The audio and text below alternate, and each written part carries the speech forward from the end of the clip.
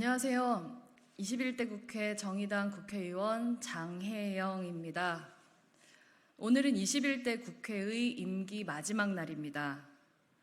의원실은 어제 짐 정리를 끝냈고 보좌진들도 오늘은 출근하지 않았지만 임기 마지막 날인 오늘 시민 여러분께 꼭 드리고 싶은 말씀이 있어서 이렇게 소통관 기자회견장에 섰습니다. 저는 지난 5월 20일 정의당의 6분 의원님과 함께 더불어민주당 윤미향 의원, 김홍걸 의원, 진보당 강성애 의원, 기본소득당 용해인 의원님과 함께 성별의 법적 인정에 관한 법률안을 대표 발의했습니다. 작년 트랜스젠더 추모의 날인 11월 20일부터 발의를 예고했던 법안이지만 마지막 한 명의 공동 발의자가 오랫동안 구해지지 않았습니다.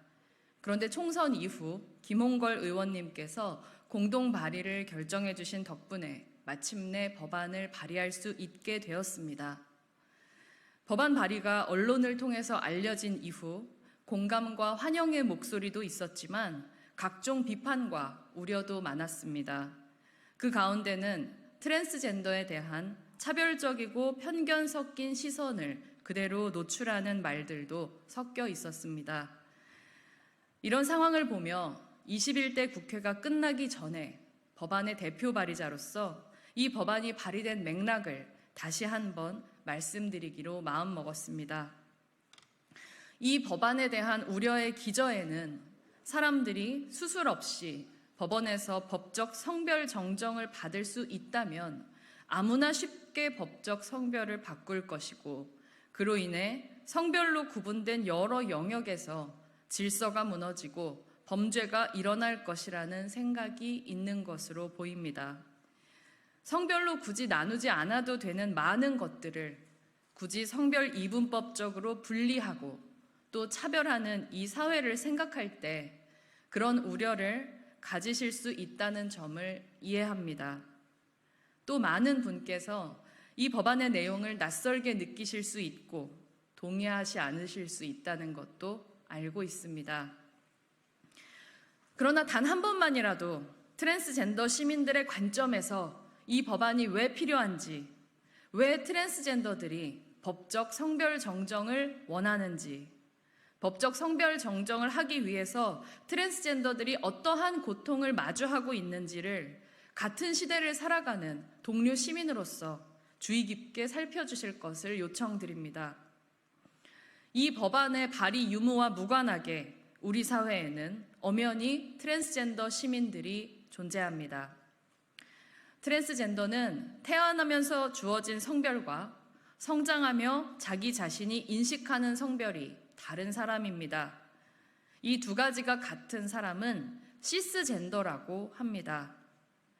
트랜스젠더들은 시스젠더가 느끼지 않는 성별 불일치감으로 인해 많은 고통을 받으며 살아갑니다. 이러한 성별 불일치감은 내적인 것이기도 하지만 사회적으로 강화되는 것이기도 합니다.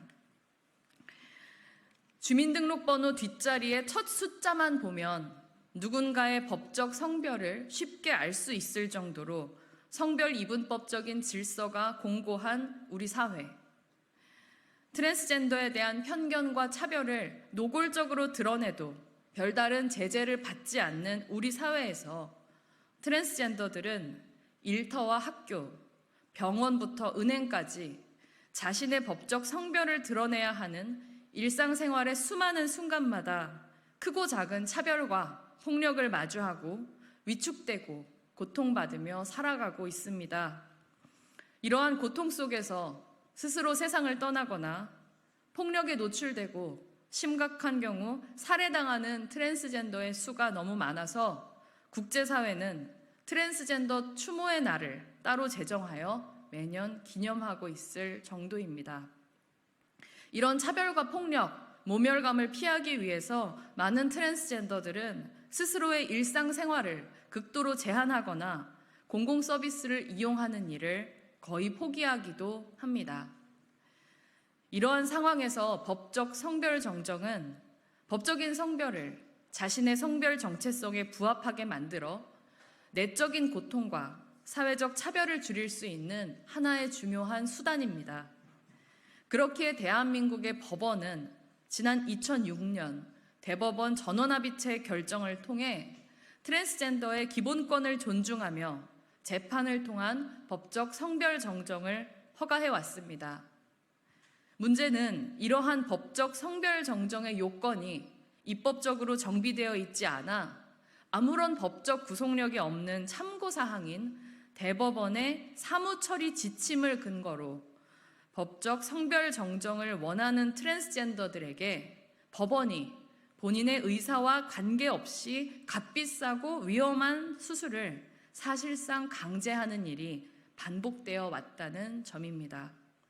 때문에 법적 성별 정정을 원하는 많은 트랜스젠더들은 오로지 막대한 수술비를 감당하기 위해 정신적, 사회적 고통을 감당하며 돈을 벌고 건강상의 위험을 감수하며 목숨을 건 수술을 감당하는 등 인간으로서 기본권을 보장받기 위해서 기본권을 침해당하는 모순적인 상황을 겪어왔습니다. 이런 인권 침해적인 상황에 대해 인권 최후의 보루로 일컬어지는 사법부는 나름의 변화를 위해 노력해왔습니다. 대법원은 지난 2022년 전원합의체 결정을 통해 자신이 인식하는 성별을 법적으로 인정받고 살아가는 것이 트랜스젠더 시민의 존엄을 보장하기 위한 기본권임을 분명히 했습니다. 이에 호응하며 지난 4월 3일 청주지법 영동지원은 성확정 수술을 받지 않은 트랜스 여성 5명에게 법적 성별 정정을 허가하며 성별 정정을 위해 성확정 수술을 강요하는 것은 위헌이라는 취지의 판결문과 함께 법률이 아닌 지침으로 당사자의 기본권을 침해하는 것은 법률 유보 원칙의 위반이라며 입법 공백을 지적하고 입법부인 국회의 책무를 상기시켰습니다. 또한 한 언론의 취재에 따르면 법원 행정처는 올해 초 성전환자의 성별 정정 허가 신청, 사무처리 지침의 내용을 개정하여 신청인에게 성전환 수술 여부를 증명하는 서류를 제출하도록 한 조항의 폐지를 검토하는 것으로 알려졌습니다. 정리하자면 지금도 비수술 트랜스젠더의 법적 성별 정정은 가능하고 실제로 이루어지고 있습니다. 트랜스젠더의 법적 성별 정정에 있어 성확정 수술을 필수 요건으로 요구하는 것은 글로벌 스탠다드로 보나 대한민국 사법부의 판단으로 보나 존엄한 인간으로서 트랜스젠더 신청인의 기본권을 침해하는 중대한 잘못입니다.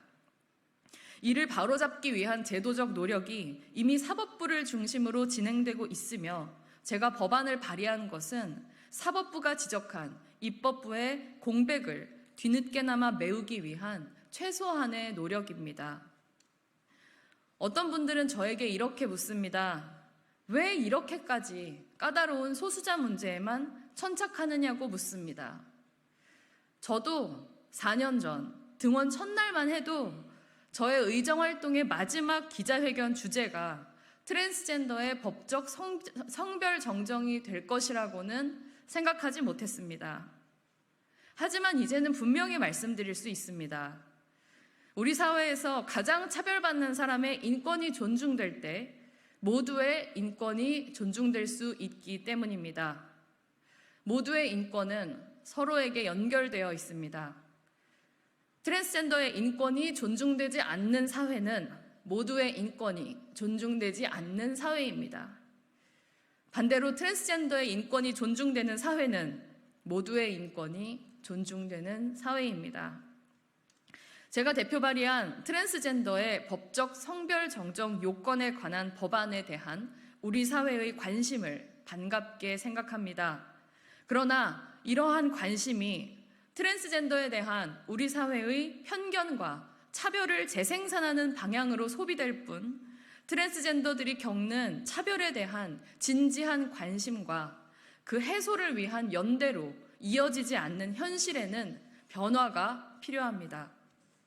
우리의 관심은 우리의 노력에 따라 차별받는 트랜스젠더를 더 차별하는 방향이 아니라 덜 차별하는 방향으로 활용될 수 있습니다. 이 법안의 내용이 낯설고 동의되지 않으실 수 있습니다.